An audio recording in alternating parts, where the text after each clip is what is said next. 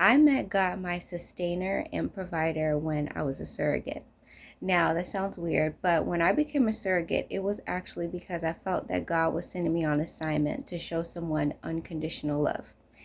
I'll explain that in another time. But anyway, when I became a surrogate, it was actually a very long process. I did not actually give birth until 2020, but I started the surrogacy journey around 2018. So it was very long.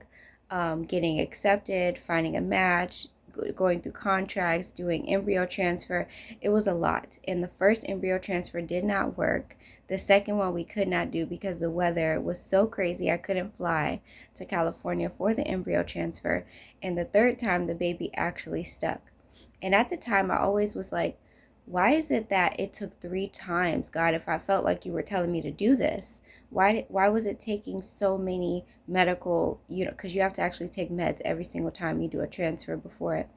And I'm like, why did I have to go through so many things? And it wasn't until I gave birth to that wonderful baby boy in 2020 that I realized that everything was calculated. Everything was on time, because by the end of giving birth to that baby during COVID, in the middle of all the chaos, that is exactly when I had more than enough to sustain my house, to sustain and provide for my household. I did not have any worries. I did not have any issues because I even had a storage. I'll show you. It looks kind of crazy, but this is how I was storing food, because at that time I had more than enough. I had an abundance because of the money I got from surrogacy. And if it had worked the first time or the second time, it probably wouldn't have happened that I had everything I needed during the world going into chaos. But I did.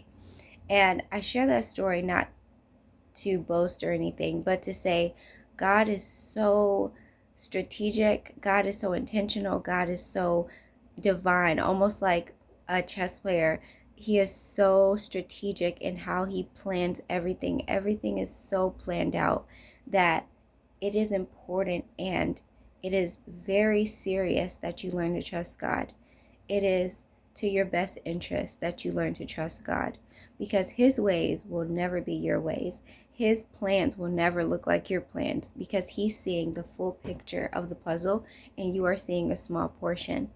And in that moment of hindsight, realizing what he had done, as I'm going to the grocery store, sorry, it was a nap, I was like, wow, God, you are good. You are a wonderful provider.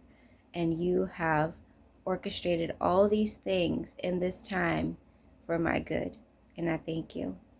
So I just encourage you to reflect on your own life and see how God has sustained you, provided for you, and set you up previously. But when you didn't even see it, He has literally positioned He has literally positioned you to be blessed in another season by what you have done in this previous season. He has literally orchestrated you being diligent in one season, doing the right thing in one season, so that you will have everything you need in the next one. So trust him all the more, because he is so good and he knows all things.